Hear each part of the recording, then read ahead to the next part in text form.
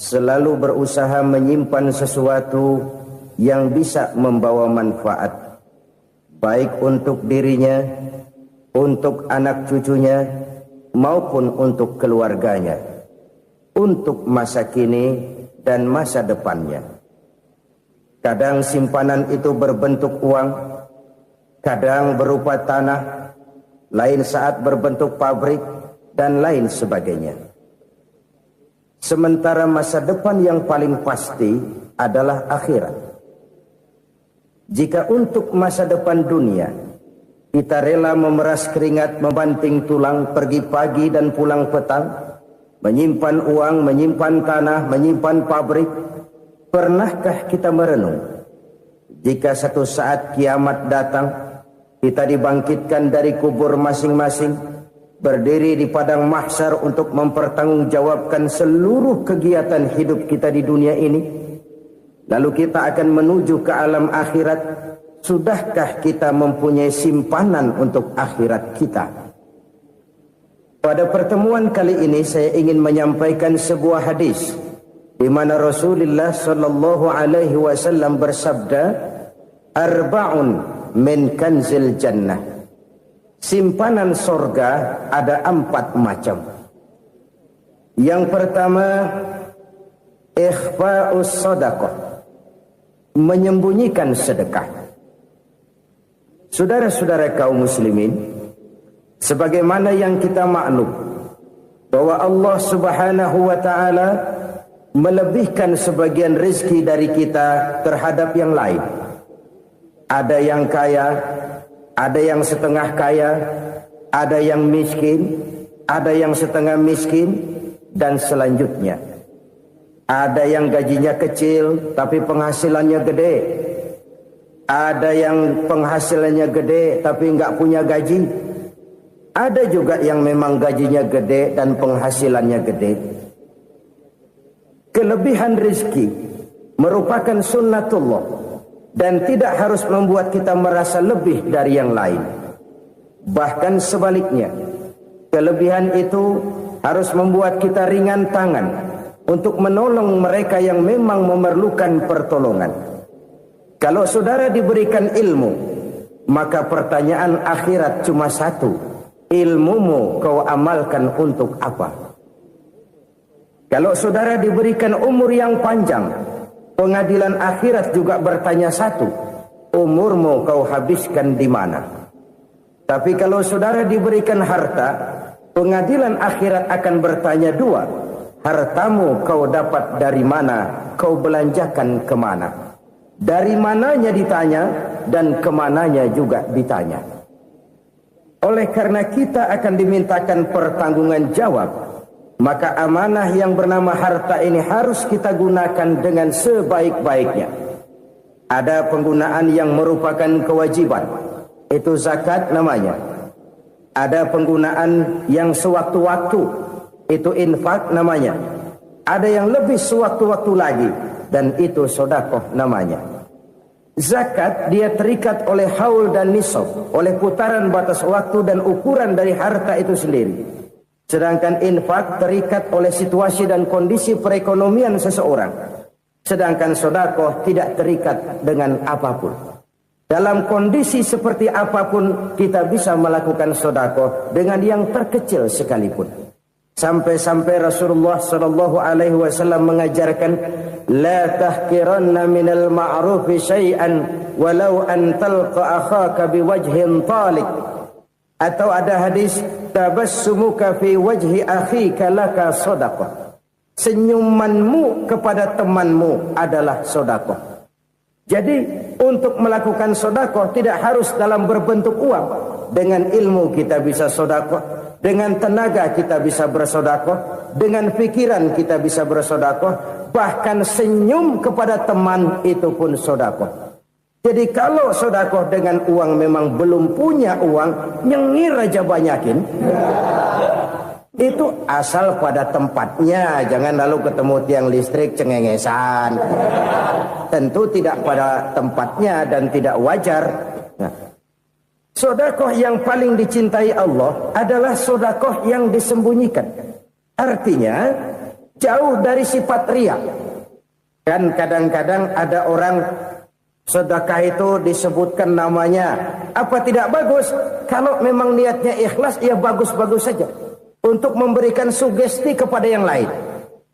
Di Fulan bin Fulan nyumbang sekian, diumumkan. Boleh kalau niatnya untuk memberikan rangsangan kepada yang lain supaya dia menyumbang lebih besar dari orang tadi. Tapi kalau itu mendatangkan riya, maka sedekah yang paling dicintai Allah adalah sedekah yang disembunyikan. Tangan kiri saja tidak tahu apa yang diberikan oleh tangan kanan. Sedekah yang dilakukan dengan ikhlas akan merupakan perbendaharaan surga, tersembunyi dari pandangan orang lain, tidak seorang pun tahu. Karena memang sikap yang baik adalah melupakan kebaikan dan mengingat kesalahan. Itu salah satu ciri orang bahagia. Orang yang selalu mengingat kesalahannya dan berusaha melupakan segala kebaikannya.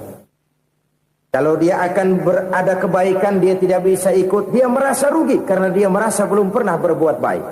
Tapi kalau akan melakukan kesalahan baru, dia ingat kesalahan yang sudah-sudah, sehingga terhalang baginya untuk melakukan satu kesalahan baru. Demikianlah saudara-saudara, bahwa Allah melebihkan rizki sebagian kita dari yang lain, agar terjadi tolong-menolong dalam kehidupan ini. Jadi kesenjangan yang nature, kesenjangan yang alami, itu sunnatullah. Ada yang kaya, ada yang miskin, ada yang kelas menengah. Nah, kenapa lalu sekarang kita berusaha mengentaskan kemiskinan? Oleh karena adanya kesenjangan struktural. Kalau yang kaya bisa semakin kaya, kenapa yang miskin tidak bisa naik jadi ikut sedikit kaya?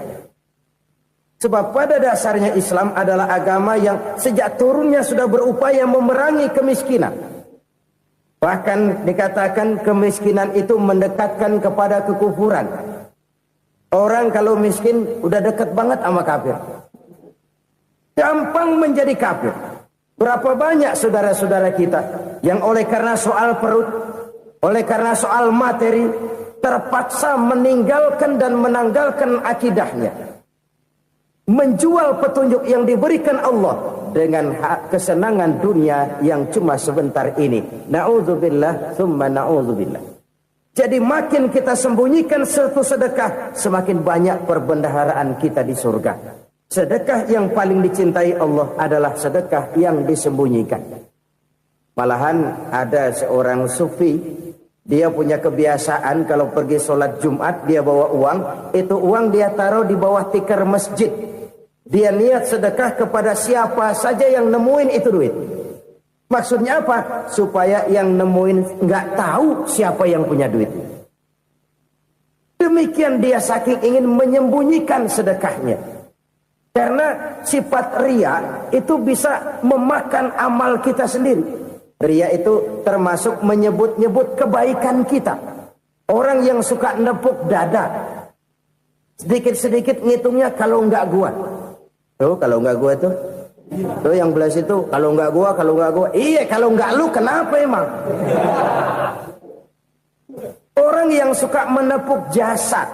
Tuh biasanya memang begitu saudara-saudara. Kalau perang lagi berkecamuk, orang nggak sempat ngaku jadi pahlawan. Tapi begitu perang selesai, yang kagak kenal bedil ngaku pahlawan, mas. Itu sesuatu yang biasa. Oleh karenanya, orang-orang yang ikhlas dalam bersedekah, disembunyikannya sedekah itu, Allah cinta betul. Malahan ada hadis memberikan jaminan, inna sadaqatal mar'il muslimi tazidu fil umri wa tadfa'u mitata su'i. Sesungguhnya sedekahnya seorang mukmin tazidu fil umri, bisa menambah umur panjang. Wa tadfa'u mitata su'i, dan menyelamatkan manusia dari mati secara su'ul khatimah. Jadi siapa yang kepengen panjang umur, banyaklah sedekah. Yang bosan hidup, pelit terus. Sedekah menambah panjang umur dan menyelamatkan manusia dari mati secara su'ul khatimah. Pak, katanya umur itu nggak bisa ditambah, nggak bisa dikurangin. Kapan? Kalau ajal sudah datang. Wa idza jaa ajaluhum la yastakhiruna sa'atan wa la yastakdimun. Kalau ajal datang tidak bisa dimajukan, tidak bisa dimundurkan. Itu kalau ajal sudah datang. Tidak bisa lagi umur ditambah dikurangi, sudah datang. Tapi kalau belum datang, itu kan haknya Allah. Mau ditambah, mau dikurangi, hak prerogatif Allah. Sebagai pencipta manusia, Allah maha kuasa dan maha mampu. Sedekah ini menambah panjang umur dan menyelamatkan manusia dari mati secara su'ul khatimah. Orang mati kan sama ya, kondisinya mati, nggak nafas. Tapi hakikat mati kan lain-lain.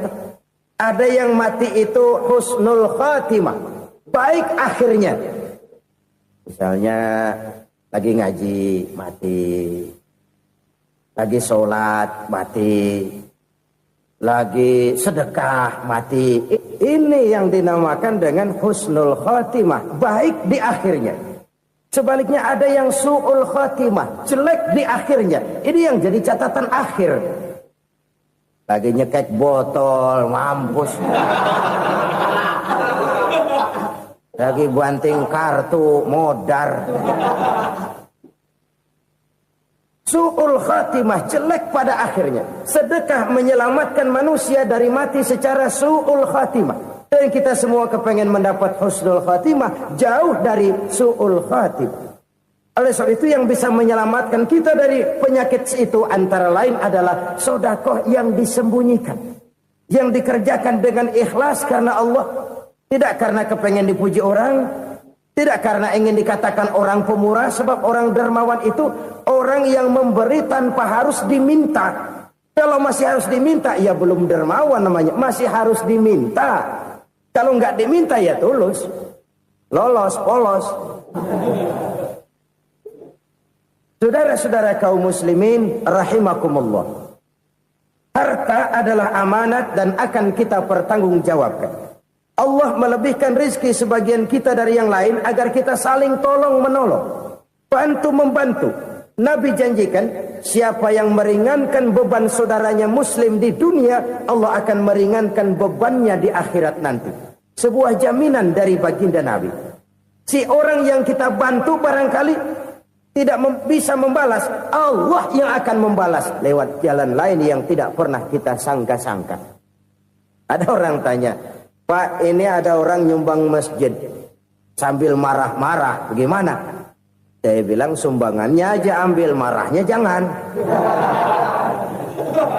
Marahnya jangan diambil, itu urusan dia. Saudara-saudara kaum muslimin rahimakumullah. Umat Islam ini kan umat yang punya potensi besar. Kadang kita merenung, kenapa kadang-kadang pembangunan masjid kok lambat sekali? Kalau hotel hari ini peletakan pertama, bulan depan peresmian. Supermarket hari ini peletakan batu pertama, minggu depan peresmian. Tapi kalau sudah yang namanya masjid, kadang-kadang peletakan batu pertama sekaligus jadi batu terakhir. 3 tahun, 4 tahun, campur nebar jalak di jalanan, duit dijaring kayak ikan sepat. Apa tidak ada orang Islam yang kaya? Banyak. Apa tidak ada pengusaha muslim yang jadi konglomerat? Ada. Lalu yang belum banyak itu yang komit terhadap nilai-nilai agamanya. Akhirnya kita jatuh jadi umat yang lemah. Belum ada pengusaha konglomerat muslim buka pabrik super mie cap beduk misalnya umpamanya atau pabrik kecap cap sorban supaya identitas keislamannya sedikit kelihatan. Kita jatuh jadi umat yang lemah karena potensi tidak terinventarisir dengan baik. Kita ini ibarat kompor yang cuma matengin nasi orang lain. Potensi kita dimanfaatkan oleh orang lain. Ukhuwah Islamiyah kita baru terbatas kepada silaturahmi. Ukhuwah di bidang ekonomi kita lemah. Ukhuwah di bidang kebudayaan kita lemah. Apalagi ukhuwah di bidang politik kita lebih rapuh lagi. Padahal ukhuwah itu adalah totalitas kehidupan manusia. Menyangkut ipolek sosbud. Memerlukan nilai-nilai ukhuwah. Jadi oleh karena itu mari kita menyadari. Di dalam harta kita, walaupun kita yang cari, pergi pagi, pulang sore, peras keringat, banting tulang, di sana ada harta anak yatim. Di sana ada hak masjid. Di sana ada hak pesantren, di sana ada hak jihad. Berbahagialah seseorang apabila dia oleh Allah dijadikan keran. Keran itu menyimpan air, tapi tidak untuk dirinya, tapi disalurkannya kepada mereka yang memang memerlukannya. Saudara-saudara kaum muslimin rahimakumullah, ini yang pertama. Jadi perbendaharaan surga adalah menyembunyikan sedekah. Orang lain nggak tahu, kita pun nggak pernah ngitung-ngitung. Kita anggap lewat begitu saja, padahal itu deposit akhirat. Satu. Yang kedua, perbendaharaan surga itu apa? Wa kitmanul musibah, menyembunyikan kesulitan. Kadang orang takut menghadapi kesulitan, tapi makin kita merenung, hidup ini kan sebenarnya urusan. Takut sama urusan, ya jangan hidup. Tandanya orang hidup itu kalau punya urusan. Urusan melupakan problem. Problem sering menimbulkan kesulitan. Kesulitan bukan untuk ditakuti, tapi untuk diatasi dan dicarikan jalan keluarnya. Siapa sih orangnya yang gak pernah sulit-sulit? Makin tinggi status sosialnya, makin gede urusannya. Makin tinggi kualitas imannya, makin berat tingkat kesulitannya. Cuma memang yang namanya enak itu seperti pelangi. Biang lala itu nggak pernah di atas kepala kita, di atas kepala orang melulu. Lu sih enak lu, kata kita. Dia juga bilang yang enak kan lu. Pelangi itu nggak pernah di atas kepala kita. Kata tukang beca, aduh enak ya naik Mercy. Kata tukang beca, apa yang di dalam mobil Mercy? Aduh enak bener tukang beca, di jok ngeringkuk ngorok pules bener. Saya kamar pakai AC, sejuk, tempat tidur sutra, empuk, alga, spring bed, kulak kulik, nggak bisa pules kalau belum minum Valium, belum tidur. Enak bener tukang beca, di jok ngorok nggak tahu wetan kulon. Si tukang beca bilang yang di Mercy enak, yang di Mercy bilang tukang beca enak. Inilah enak, nggak pernah di atas kepala kita, di atas kepala orang lain melulu enak itu. Nah, saudara-saudara, yang merupakan perbendaharaan surga itu orang yang bisa menyembunyikan kesulitan, baik pribadi ataupun rumah tangga. Nih terutama rumah tangga yang jadi soalnya. Kadang-kadang kita ini kalau senang, sebaliknya kalau senang kita diam, kalem aja, cuek. Banyak banget duit kita bawaan, diam aja udah. Malah ketemu orang takut. Tapi begitu susah, sekampung tahu. Padahal Nabi mengajarkan perbendaharaan surga itu menyembunyikan musibah, menyembunyikan kesulitan. Kalau enak, cerita sama orang-orang. Kalau nggak enak, rasain sendiri, tekan sendiri, atasin sendiri. Kita kan sebaliknya, senang kita diam, asal lagi susah, paling tidak kita nyari teman buat cerita kesusahan. Siapa orangnya yang nggak pernah susah? Cuma soalnya bagaimana kita mengatasi kesusahan itu sendiri. Begitu juga misalnya kalau orang sudah berumah tangga, itu orang tuanya harus menjadi tempat dia cerita yang enak-enak saja. Yang nggak enak rasain berdua, selesaikan berdua, atasin berdua. Jangan dibalik. Asal senang diam, giliran susah saja. Maknya laporan. Terbalik. Bisa menjaga security informasi. Maka nama bayam keluar diam, malah seluitan. Enak amat lo makan daging ayam. Security informasi. Saudara-saudara kaum muslimin rahimakumullah. Ujian yang terberat itu yang pernah diberikan kepada para nabi, para rasul, para aulia, para ulama. Makin tinggi keimanan, makin berat bentuk kesulitan. Ayo saya kemukakan satu contoh saja. Ada seorang nabi yang kaya, nabi kaya, namanya Nabi Ayub.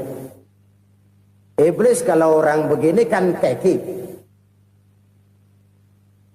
ibadahnya rajin, kaya. Nih yang kayak begini susah digodain. Kalau ibadahnya rajin, miskin, kali bisa disogok. Sini imannya mantap, ibadahnya rajin, kaya, nabi lagi. Oh, tapi namanya iblis, nggak kurang akal. Laporan, Tuhan, kenapa Les? Ya ini bahasa saya, bahasa Qurannya sih nggak gitu. Itu hambamu yang namanya Ayub, dia rajin ibadah cuma karena dikasih kaya aja. Coba kasih miskin dia, berhenti dia sembahyang. Ah, kamu bisa aja. Saya tahu Ayub itu hambaku yang ikhlas. Saya buktiin Tuhan, silahkan. Dibuktiin lah, iblis turun ke alam ini. Yang mula-mula dia lakukan, dia rusak sawah ladang Nabi Ayub. Dia binasakan binatang ternak Nabi Ayub. Sehingga dalam waktu singkat, jatuhlah Nabi Ayub dari orang paling kaya jadi orang paling miskin. Beliau masih ibadah di mihrab dalam masjid. Datang iblis. Saudara Ayub, ya, lagi ngapain? Ibadah. Nyembah Allah, nyembah Allah. Oh, percuma. Kenapa? Tuhan yang ente sembah nih, dia udah bikin miskin ente. Sawah ladang ente hancur lebur, binatang ternak binasa. Sekarang ente jadi orang paling miskin. Ngapain nyembah Tuhan kayak begitu? Tekor. Udah berhenti dah ibadah, berhenti ibadah. Ini iblis sama Tuhan laporannya lain, yang dikerjakan kepada Nabi Ayub juga lain. Benar begitu iblis kata Nabi Ayub? Iya, sawah ladang saya habis, buras. Binatang ternak saya binasa, binasa. Saya miskin, bangpak. Apa jawab Nabi Ayub? Bukan innalillahi, ya ini hebat. Alhamdulillahillazi a'tani wa akhza minni. Segala puji bagi Allah yang telah memberikan harta kepada saya dan sekarang mengambilnya lagi. Alhamdulillah. Allah yang ngasih, Allah yang ambil. Itu mah urusan Allah. Iblis cuman ibadah jalan terus, sujud lagi Nabi Ayub. Iblis seleher gondok banget. Dasar Nabi nggak mempan dia apa-apain. Miskin malah alhamdulillah. Allah yang ngasih, Allah yang ngambil. Jadi kalau kita tidak komit, kita tidak terikat kepada kaya, miskin, senang, susah, apa yang bisa bikin kita susah? Jadikan kekayaan, kemiskinan, jadikan senang, susah sebagai anak buah yang bisa kita atur. Jangan kekayaan ngatur kita, jangan kemiskinan ngatur kita. Kita yang harus mengatur mereka. Senang, susah, kaya, miskin, bahagia, sengsara, jadikan itu anak buah yang bisa kita atur.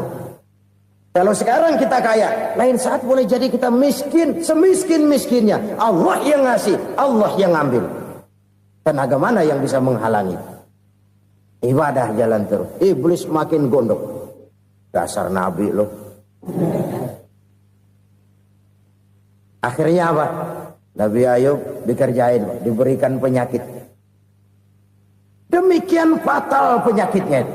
Bayangin, udah miskin sakit. Masya Allah. Miskin sakit. Sakitnya nggak lama, kira-kira 16 tahun. Istrinya 3, 2 mental minta ceraiin. Ngerawatin laki bengek begini. Senang belum tentu, susah udah pasti nih. Cerai aja, cerai dah. Cerai. Tinggal satu Siti Rahmah yang setia menemani beliau. Sesetia-setianya hati perempuan. Satu saat Siti Rahmah bilang, "Bang, iya, abang kan Nabi bang. Lalu namanya Nabi kan doanya jarang meleset bang. Maksud kamu minta kenapa sih sama Tuhan biar abang sembuh baik dah bang?" Siti Rahmah, iya. Saya sakit berapa tahun sih dah? 16 tahun bang. Sebelum ini saya sehat berapa tahun? Ya kira-kira 60 tahun bang. Nah coba ente banding-bandingin Rahmah. Saya dikasih sehat 60 tahun. Dikasih sakit 16 tahun. Sudah nggak sabar. Mau doa kepada Allah minta sembuh. Saya malu. Malu kepada Allah. Diuji dengan yang luar biasa seperti ini. Tidak mengganggu stabilitas kehambaannya. Dia tetap menghamba kepada Allah subhanahu wa ta'ala. Saudara-saudara kaum muslimin rahimakumullah. Kunci menghadapi kesulitan itu apa? Allah jelaskan dalam satu ayat, wa basyiris sabirin alladzina iza asabathum musibah qalu inna lillahi wa inna ilaihi raji'un. Gembirakan orang-orang yang sabar Siapa mereka itu? Yang apabila mendapat musibah mereka kembali kepada keyakinan dasar. Segalanya dari Allah dan segalanya akan kembali kepada Allah. Ini konsepsi dasar dari sikap muslim dalam menghadapi berbagai kesulitan. Segalanya dari Allah, segalanya akan kembali kepada Allah. Kalau ini sudah kondisi dasarnya, maka kita akan lapang menghadapi kenyataan bagaimanapun pahitnya. Apakah itu namanya miskin, apakah itu namanya sakit, bahkan maut sekalipun. Maut sekalipun. Segalanya dari Allah, segalanya akan kembali kepada Allah. Ini sikap hidup, bukan sekedar ucapan. Kita kadang-kadang menjadikannya sebagai ucapan. Mulutnya sehingga berhenti, innalillahi wa inna ilaihi rajiun, tapi nangisnya terus gerung-gerungan. Bukan itu, ini kesadaran moral. Kalau segalanya dari Allah, segalanya kembali kepada Allah, kan sebenarnya cuma nunggu giliran. Hari ini saya nyembayangin dia, entah hari apa saya disembayangin orang. Hari ini saya antar dia ke kubur, entah hari apa orang nganterin saya ke kubur. Hari ini saya tahlilkan dia, entah nanti kapan orang tahlilkan saya. Segalanya dari Allah, segalanya akan kembali juga kepada Allah. Oleh sebab itu saudara-saudara, kesulitan bukan untuk ditakuti. Kesulitan justru untuk diatasi, dicarikan jalan keluarnya. Dan tidak ada orang yang tidak pernah mendapat kesulitan. Tidak ada. Semakin tinggi status sosial, semakin tinggi kualitas keimanan, semakin besar juga tingkat kesulitan. Hanya saja bagaimana cara kita mengatasinya. Dan Al-Quran menyatakan, inna ma'al usri yusra. Di balik kesulitan itu pasti ada kemudahan. Roda itu berputar. Karena itu Rasulullah Sallallahu Alaihi Wasallam mengingatkan kepada kita, ta'arraf ilallahi firraha ya'rifka fisyiddah. Ingatlah kepada Allah di waktu kamu senang, supaya Allah ingat kepada kamu di waktu kamu susah. Kalau waktu senang kita ingat kepada Allah, kita susah, Allah tidak akan meninggalkan kita. Tapi kalau waktu senang kita jauh dari Allah, sujud tidak sempat, dengan masjid jauh, ketika senang kita lupakan Allah. Nanti begitu kita susah, Allah lupakan kita. Dan itu menyakitkan. Oleh karena itu orang-orang tua kita dulu bilang, kalau lagi sehat ingat-ingat, lu bakal sakit nanti. Kalau lagi kaya ingat-ingat satu saat kita bakal jatuh miskin. Bahkan kalau lagi muda ingat-ingat kita bakal tua. Dan yang terpenting, kalau lagi hidup ingat-ingat kita bakal mati. Saudara-saudara kaum muslimin rahimakumullah. Jadi yang kedua yang merupakan perbendaharaan surga, menyembunyikan musibah. Saudara-saudara kaum muslimin rahimakumullah. Hal ketiga yang merupakan perbendaharaan surga adalah wasilatur rahmi. Orang yang suka bersilaturahmi. Sebagaimana yang kita maklum bahwa manusia adalah makhluk yang disebut zon politika. Makhluk sosial yang tidak mungkin hidup sendiri-sendiri. Betapa dan siapapun kita memerlukan orang lain. Bodoh betul manusia kalau tinggal di tengah masyarakat tapi tidak mau bermasyarakat. Merasa hebat sendiri, pintar sendiri, gagah sendiri, kaya sendiri. Mungkin kalau mati juga ngubur sendiri. Jangankan kita di sini, di sorga saja Nabi Adam waktu sendirian bengong melulu, ngondar mandir. Allah tegur dam sepi dam. Ya ini kalau bahasa saya. Iya Tuhan sepi ini nggak ada coret-corekan pisan ini. Diciptakan Siti Hawa baru anteng Nabi Adam. Itu di surga. Cobalah. Umpamanya saudara tinggal di Jakarta nih. Kayak bener. Apaan aja di Jakarta punya saudara dah. Jembatan Semanggi ambil. Monas buntel bawa pulang. Hotel-hotel ambil semua. Cuman tinggal di Jakarta sendirian, apa enaknya? Betapa dan siapapun kita perlu orang lain. Tidak ada seorang pun yang bisa memenuhi kebutuhan hidupnya secara sendiri-sendiri. Nah, Islam telah menyelamatkan manusia dari ras diskriminasi. Mengikat manusia dengan persaudaraan yang berlandaskan kepada akidah. Karena itu dianjurkan bersilaturahmi. Bahkan Nabi menyatakan, man arada ayyubsata lahu fi rizqihi wa yunsa'a fi atharihi falyasil rahimah. Siapa yang kepengen diluaskan rezekinya dan dipanjangkan usianya, banyaklah ia bersilaturahmi. Siapa yang kepengen dimudahkan rezekinya, hendaknya ia banyak bersilaturahmi. Kalau banyak teman, kesulitan kan paling tidak ada tempat cerita. Udah susah, sendirian kita pikirin diri, nggak ada tempat tukar pikiran. Cepet banget sama bengek. Dilawan sendiri. Nah, secara makro kita bisa berkata, tidak mungkin ada kemenangan kalau tidak ada kekuatan. Tidak ada kekuatan kalau tidak ada kesatuan dan persatuan. Tidak mungkin ada kesatuan dan persatuan tanpa semangat silaturahmi. Kalau umat Islam mau menang, dia harus kuat. Kalau umat Islam mau kuat, dia harus bersatu. Kalau umat Islam mau bersatu, dia harus membudayakan silaturahmi ini. Bahkan sampai-sampai kata Nabi, kalau bisa cari nilai tambah. Apa? Silman qata'at. Bersilaturahmilah kau kepada orang yang marah denganmu. Masya Allah, indahnya ajaran agama kita. Orang yang marah pun kepada kita, kata Nabi, kalau bisa bersilaturahmilah kepadanya, kepada orang yang marah itu. Di situ nilai tambah. Cuman jujur nih hadis, ngucapinnya gampang, ngamalinnya yang berat banget. Orang marah sama kita, kita disuruh silaturahmi, ada apa malu? Lu marah, ada gua marahan lagi.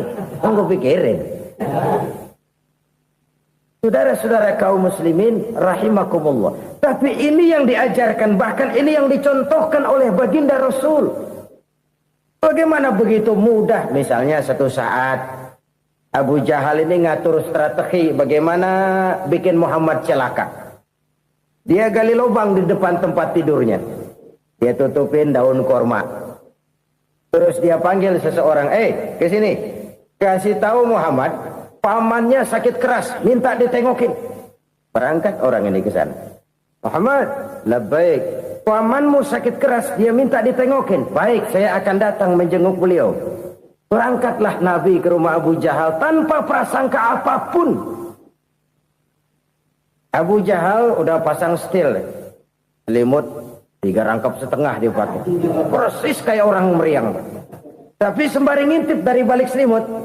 Begitu Muhammad buka pintu, nah masuk perangkap nih. Muhammad jalan menuju tempat pembaringan. Makin lama makin dekat, makin lama makin dekat. Makin dekat ke lubang yang dipasang oleh Abu Jahal itu.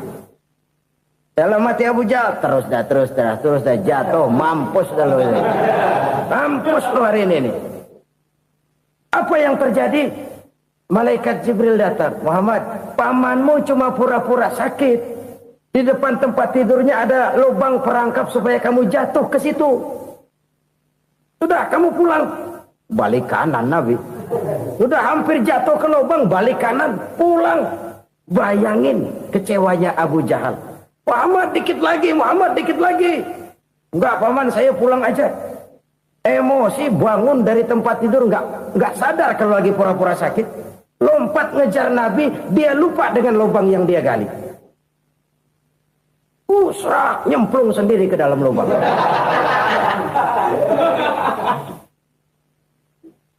Nabi terus berlalu. Ini terjadi keanehan. Jatuh ke lubang yang dia gali itu sebenarnya nggak terlalu dalam ya, antara 3-4 meteran lah. Tolong saya jatuh ke lubang ini. Datanglah pelayan-pelayannya itu. Angkat saya dari sini. Oh, yang ngulurin tambang. Satu gulung, belum juga nyampe itu tambah. Kurang, beli lagi ke warung. Sambung, ulur lagi, nggak juga bisa sampai. Wah, ini kerjaan Muhammad ini.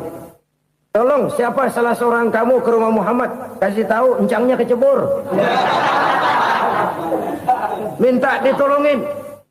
Sampaikan kepada Rasul. Kenapa? Pamanmu jatuh ke lubang, Muhammad minta tolong diangkatin. Tambang udah nyambung-nyambung nggak nyampe juga. Ya, nanti saya datang, saya tolong. Coba. Nyata-nyata orang berniat jahat mau mencelakakan dia. Datang dia menolong. Ini yang disebut air tuba dibalas air susu ya ini. Bukan sebaliknya. Air tuba dibalas air susu. Paman, kecebur ya? Iya Muhammad, tolong ini. Pegang tangan saya. Nabi ulurkan tangannya. Nyampe. Dipegang oleh Abu Jahal. Diangkat ke atas. Sampai atas. Apa kata Abu Jahal? Sihirmu memang hebat Muhammad. Udah ditolongin dikata sihir. Yang enak kita kemplang kan itu orang begitu. Urusan apa? Tapi inilah akhlak. Kalau bisa kamu bersilaturahmilah dengan orang yang marah kepadamu sekalipun. Orang marah kita tetap baik. So, kalau kita berbuat baik sama orang yang memang baik, rasanya sih biasa-biasa aja. Orang baik kita baik lagi, ya draw aja, belum ada nilai tambah di situ. Baru ada nilai tambah kalau kita bisa berbuat baik kepada orang yang nyakitin kita. Itu namanya kita setingkat di atas dia. Dia sakitin kita, kita berbuat baik sama dia. Dia pelit sama kita, kita baik sama dia. Dia marahin kita, kita deketin dia. Di situ kita punya nilai tambah. Jadi siapa yang ingin diluaskan rezekinya kata Nabi dan dipanjangkan umurnya, hendaklah ia banyak-banyak bersilaturahmi. Sederhana sebenarnya silaturahmi. Tapi silaturahmi membangkitkan semangat kesatuan dan persatuan. Kesatuan dan persatuan melahirkan kekuatan. Dalam matematika, 1 ditambah 1 pasti 2. Tapi di tengah masyarakat, 1 orang takut ditambah 1 orang takut, hasilnya jadi 2 orang setengah berani. Kenapa setengah berani? Karena udah berdua. Tadi pan takut sendirian. Kalau dia kumpul turu-turu takutlah jadi berani. Kita yang lemah, kita yang tidak berdaya, kita yang miskin, kalau mau kompak bersatu, apa yang nggak bisa kita kerjain? Apalagi tinggal di kota besar, pilihan cuma 2, bertahan atau minggir. Bertahan atau minggir. Untuk bisa bertahan harus mampu bersaing. Untuk mampu bersaing harus punya keahlian. Keahlian harus ditunjang dengan pendidikan. Ditambah oleh kekompakan sebagai umat. Udah miskin mencar mulu, orang injak kita. Orang nggak pandang urusan apa yang malu. Oleh karena itu silaturahmi pada hakikatnya merupakan roh dari ukhuwah yang diajarkan oleh agama kita. Bagaimana Islam menyelamatkan masyarakat manusia dari ras diskriminasi, mengikat manusia, dan tidak ada persaudaraan yang lebih indah selain persaudaraan yang diikat dengan nilai-nilai akidah. Sepanjang orang di jalan Allah, itulah saudara kita. Keluar dia dari jalan Allah, selesailah persaudaraan sampai di situ. Karena itu, kalau ingin menyimpan sesuatu di surga, banyaklah bersilaturahmi. Datang ke rumah ini, datang ke rumah itu, dan lain sebagainya. Itu simpanan kita di akhirat nanti. Ini yang ketiga. Saudara-saudara, yang keempat, perbendaharaan surga itu apa? Wa qawlu la hawla wa la quwwata illa billah. Ucapan la haula wa la quwwata illa billah. Ibadah kan ada yang berat, modalnya besar. Bangun masjid berat, modalnya besar. Bangun rumah sakit berat, modalnya besar. Ada ibadah yang berat tapi modalnya ringan. Misalnya puasa. Puasa itu berat, mengendalikan nafsu. Kalau sekedar nggak makan nggak minum sih enteng, mengendalikan nafsu itu jihad terbesar. Tapi kan modalnya ringan, cuma niat saja. Ini ibadah berat, modalnya ringan. Ada ibadah yang ringan, modalnya juga enteng. Seperti termasuk ucapan la haula wa la quwwata illa billah. Tanpa sadar, la haula wa la quwwata illa billah, nyelengin tuh di surga. Nyelengin, kita nggak terasa, nyelengin simpenan akhirat. La haula wa la quwwata illa billah, nyimpan lagi. Kaget, la haula wa la quwwata illa billah, nyimpan lagi. Banyak simpanan. Walaupun sebenarnya yang dimaksud di sini adalah kesadaran batin bahwa tidak ada daya dan kekuatan kecuali Allah. Itu intinya. Kita memulai pekerjaan disunahkan baca bismillah, kan begitu. Apa itu? Kesadaran moral.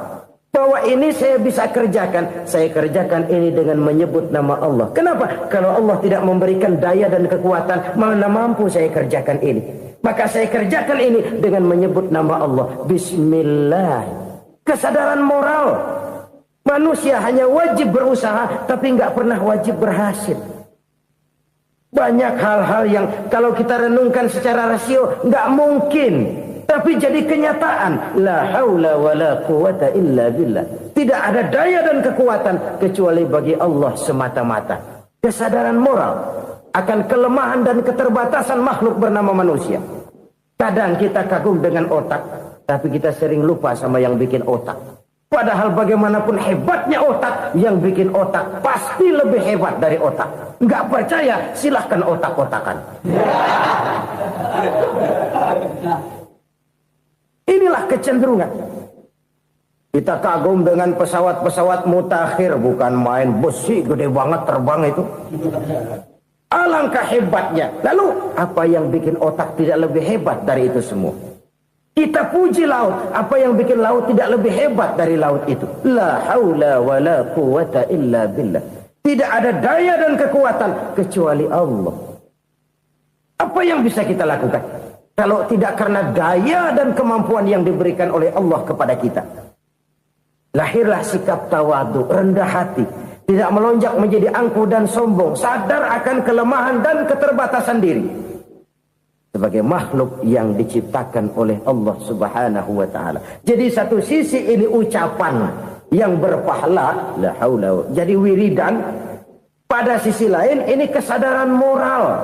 Sikap mental. Kesadaran batin. Bahwa yang punya daya dan kekuatan itu cuma Allah. Kita nggak pantas untuk sombong. Sebab sombong itu pakaiannya Allah. Kita nggak sedang pakai pakaian Allah. Kegedean. Dan makin kita renungi, makin terbentur. Apa sih yang bisa kita sombongin? Kita mau sombong apa? Kaya? Pintar? Itu kan semua relatif. Di atas langit masih ada langit lagi. Jadi oleh karenanya, marilah kita menyadari. Manusia hanya wajib berusaha, tapi tidak pernah wajib berhasil. Yang berusaha saja tidak wajib berhasil, apalagi yang tidak berusaha. Islam bukan agama orang pemalas yang selesai sholat lalu enggelohom, enggelenggem ayem-ayem. Tapi Islam bukan agama orang sombong yang setelah berusaha lalu tidak memerlukan Allah. Kita bisa saja bikin proyeksi, tahun sekian kita bakal panen besar menurut perhitungan otak. Tapi ada kejadian lain. Apa? Tikus ngambek. Habis itu dimakanin tikus, panen gagal. Proyeksi rasional gagal oleh tikus-tikus yang ngambek itu. Bisa saja terjadi. Tahun depan kita panen besar. Urung. Kenapa? Musim panas panjang. Dan sekarang ini koran-koran bikin berita musim mengalami penyelewengan. Bukan cuma manusia yang nyeleweng sekarang. Musim pakai nyeleweng. Mestinya kan musim hujan udah selesai. Masih hujan-hujan juga. Musim. Nah sekarang kita boleh bikin proyeksi. Kita bakal panen besar. Tahu-tahu musim panas panjang. Sawah retak, air kering. Cari teknokrat yang paling botak. Suruh pendekin tuh musim panas. La haula wa la quwata illa billah. Inilah kesadaran moral. Saudara, saya teringat satu saat ada seorang konglomerat. Umurnya ya kira-kira 70-an. Satu saat dia ditanya oleh wartawan, "Pak, umur Bapak berapa sih?" "Ya paling 10 tahun." 10 tahun? 10 tahun? Anak Bapak berapa orang? Aduh. Satu saja? Satu. Harta Bapak berapa? Ya paling-paling bangsa 7 juta kali. 7 juta? Iya. Pak, kenapa Bapak bohongi saya? Bapak punya buku biografi. Koran-koran, majalah-majalah banyak memuat cerita riwayat hidup Bapak. Saya tahu umur Bapak 70. Kenapa bilang cuma 7 tahun? Saya tahu anak Bapak 8. Kenapa cuma bilang 1? Saya tahu harta bapak miliaran, mungkin triliunan, pabrik di mana-mana, bank di mana-mana. Kenapa bilang uang bapak cuma 7 juta? Nah, kata si konglomerat tadi, kamu benar nak, kamu benar. Umur saya kalau jumlahnya memang 70 nak. Cuman ingat-ingat saya, baru 7 tahun terakhir ini saya sujud. Baru 7 tahun terakhir ini saya berusaha dekat dengan Allah. Saya laksanakan perintahnya, saya jauhi larangannya. 7 tahun inilah rasanya yang ada nilainya di hadapan Allah. Yang 63 tahun matong, kelabu, kelem umur gue. Habis untuk maksiat, untuk munkarat. Maka ketika ditanya tadi, umur saya 7 tahun itu. Oh begitu Pak. Oh iya. Lalu anak Pak. Anak bapak kan 8. Kenapa bilang cuma 1? Nah, kalau jumlah hitungannya memang anak saya 8. Tapi dari 8 orang ini rasanya cuma 1 nih. Yang bakal jadi buah hati, belahan jantung. Pelanjut cerita, penerus sejarah. Bakal jadi anak soleh yang akan mendoakan saya. Cuma 1 rasanya anak saya ini yang bakal jadi buah hati saya.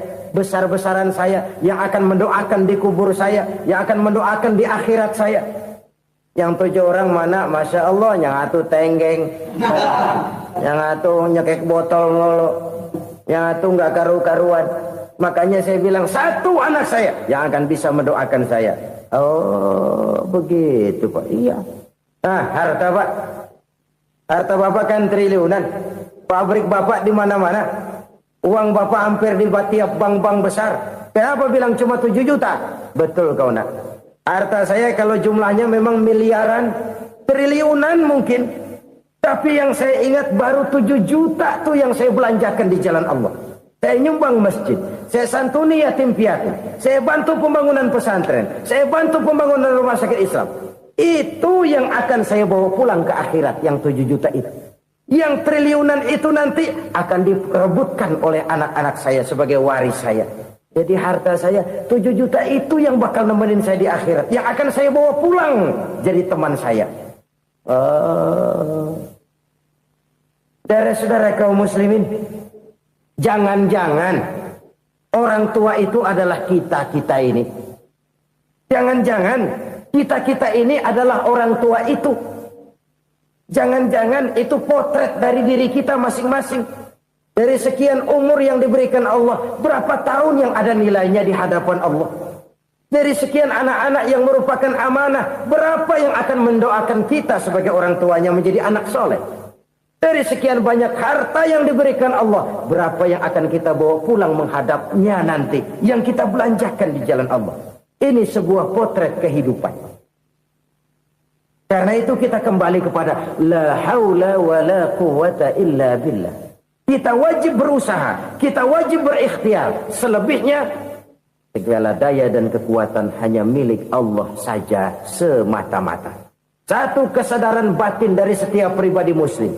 Setelah ia berusaha dan berikhtiar, ia menyerahkannya kepada Allah Subhanahu wa ta'ala. Jadi, satu sisi ini merupakan wiridan ucapan yang mengandung pahala. Pada sisi lain, ini merupakan sikap batin dari seorang muslim di dalam ia menghadapi realitas kehidupan ini. Saudara-saudara kaum muslimin, rahimakumullah. Kalau ini kita jadikan satu basis kehidupan, maka ini akan menyelamatkan manusia dari kemungkinan tergelincir menjadi orang yang lupa diri dan lupa darat. Sebab itu Imamul Ghazali berpesan, jadidis safinah fa innal bahra amiq wa khuziz zad fa inna safara ba'id wa khaffifil hamla fa innal hamla sadid. Perbarui selalu kapalmu karena lautan sangat dalam. Bawa bekal yang banyak karena perjalanan ini sangat jauh. Ringankan beban karena kebanyakan beban akan menyakitkan. Alangkah indah kalimat ini, alangkah dalam makna yang terkandung di sana. Perbarui selalu kapalmu karena lautan sangat dalam. Apa artinya ini? Jaga mentalmu baik-baik. Pelihara imanmu baik-baik karena hidup penuh cobaan seperti lautan. Kita kalau berlayar di lautan kan kadang-kadang tenang, angin bertiup sepoi-sepoi basah. Jika malam datang bintang gemintang bertabur menghias cakrawala. Rembulan memantulkan sinarnya dengan indah. Dalam keadaan begitu berlayar enak. Tapi lain saat ombak menggunung, halilintar menyambar, angin topan bertiup. Berapa banyak sudah saudara-saudara kita yang tenggelam di lautan dunia tanpa sadar bahwa dia belum sampai kepada pantai yang akan dituju. Berapa banyak sudah saudara-saudara kita yang tenggelam di lautan dunia ini tanpa sempat bangkit lagi. Dia menyangka sudah sampai kepada tujuannya. Hati-hati kapal jangan sampai bocor karena lautan sangat dalam. Iman ini jaga baik-baik karena hidup penuh dengan ujian. Wa khuzizat fa inna safara ba'id. Bawa bekal yang banyak karena perjalanan sangat jauh. Saudara mau ke Bandung, bawa duit. Saudara mau ke Surabaya, banyakan lagi duitnya. Saudara mau ke Mekah, gepokan, iketan tuh duit nggak lembaran lagi.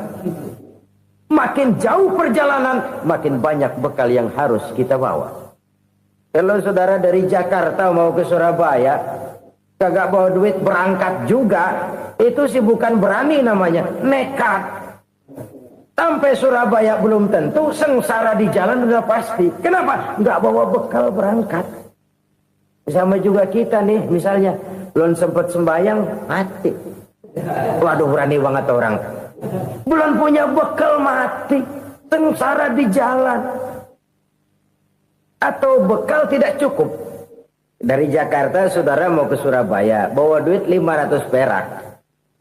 Paling jauh Cikampek nyampenya itu. Paling jauh itu. Antara jauhnya perjalanan dengan bekal yang saudara bawa tidak seimbang. Hidup ini perjalanan panjang.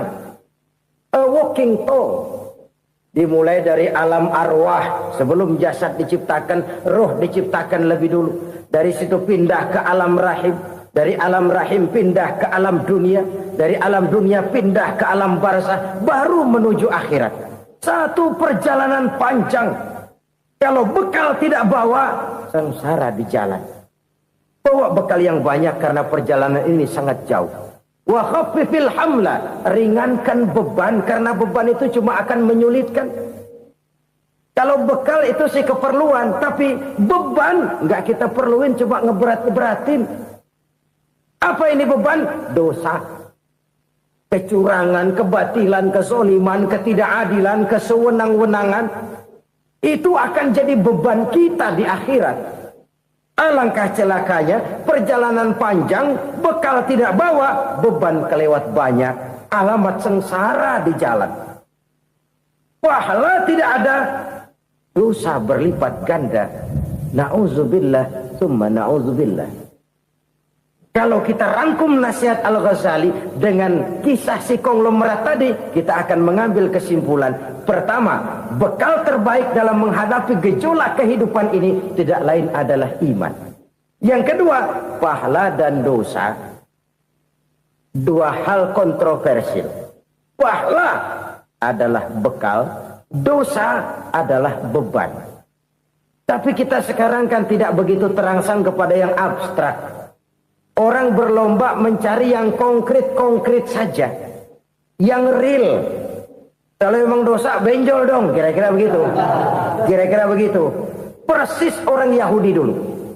Orang Yahudi itu kan pernah minta kepada Nabi Musa. Ya Musa, lan nu'mina laka hatta narallaha jahrah. Musa, kami nggak bakal mau beriman kepada Allah kalau belum kami lihat Allah ada nongkrong di depan kami. Kalau memang Tuhan ada, taruh dong di depan kami. Mau yang konkret-konkret saja. Kalau memang dosa, benjol dong. Kalau memang pahala, berasa dong. Orang terangsang kepada yang real, yang konkret-konkret saja. Karena itu, untuk mengejar dosa, orang mau bayar. Tapi untuk mengejar pahala, walaupun tidak bayar, orang segan. Ini yang dikatakan oleh Nabi, kamu mengharapkan ke surga, tapi kamu berat melaksanakan sesuatu yang bisa membawa kamu ke surga. Kamu ingin jauh dari neraka, tapi tiap saat kamu lakukan perbuatan-perbuatan yang justru menjerumuskan kamu ke neraka. Idda'aitum an-najata minan nar wa ramaitum fiha anfusakum. Kamu ingin selamat dari neraka, tapi kamu lemparkan diri kamu ke neraka. Kamu ingin masuk surga, tapi berat sekali kamu melakukan perbuatan-perbuatan yang bisa menyampaikan kamu di surga. Saudara-saudara kaum muslimin rahimakumullah. Jadi hal keempat yang merupakan perbendaharaan surga adalah la haula wa la quwata illa billah. Satu sisi ini merupakan ucapan yang memperberat timbangan akhirat.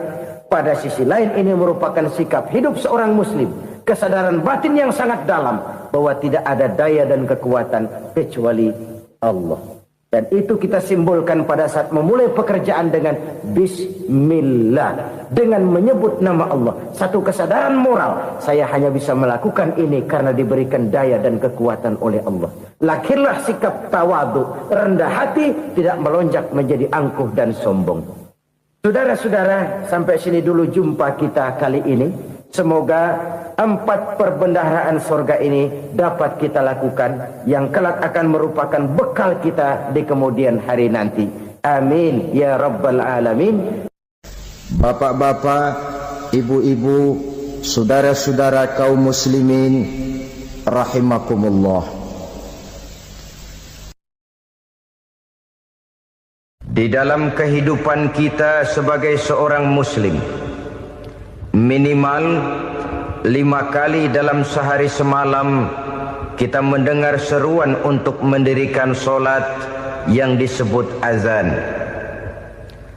Ada kalimat menarik di dalam kalimat azan itu, yakni seruan hayya 'alal falah, marilah menuju kepada keberuntungan, marilah meraih kemenangan.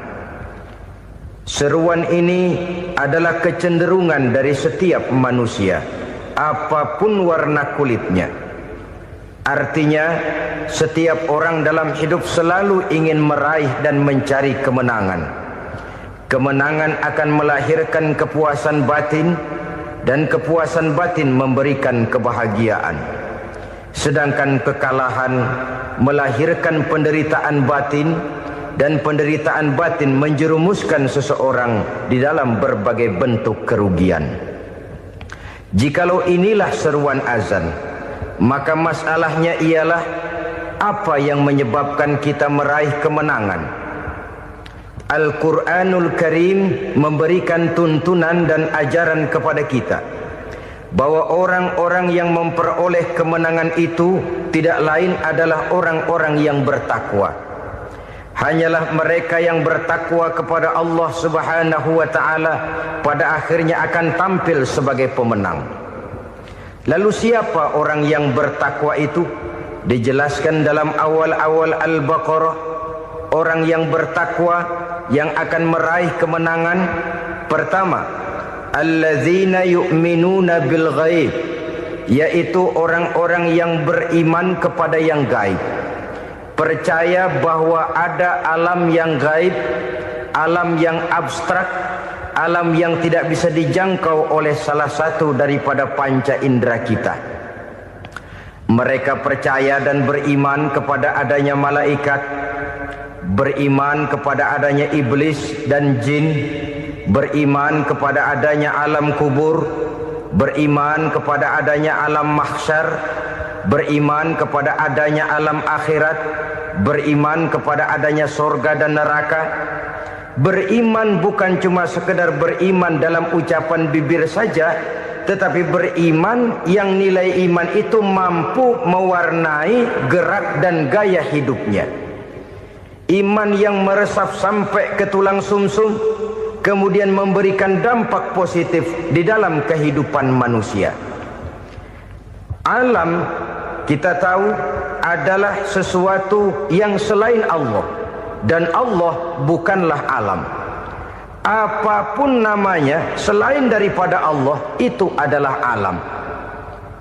Alam pada hakikatnya terbagi menjadi 2. Ada alam syahadah, alam nyata, alam konkret, alam yang bisa dijangkau oleh salah satu indera kita. Kemudian ada alam ghaib, alam yang tidak bisa dijangkau oleh panca indera kita, alam metafisika, alam abstrak, alam yang wajib kita imani keberadaannya. Kita percaya bahwa malaikat itu ada, Kita percaya kepada jin, bahwa jin itu ada. Kita percaya kepada adanya iblis dan setan. Bukan percaya kepada iblis dan setannya, percaya bahwa iblis dan setan itu ada. Itu termasuk salah satu daripada sifat orang yang bertakwa kepada Allah. Saudara-saudara kaum muslimin rahimakumullah, kecenderungan pembangunan yang lebih bersifat materialistis biasanya menggeser aspek kehidupan rohani. Orang berpikir empiri, dan dalam pola pikir yang demikian maka alam gaib tidak lagi mendapat perhatian. Aspek kehidupan yang bersifat rohaniah malah mulai ditinggalkan. Akibatnya terjadilah kepincangan di dalam kehidupan kita. Pernah ada satu pengalaman pribadi dalam perjalanan kembali ke tanah air.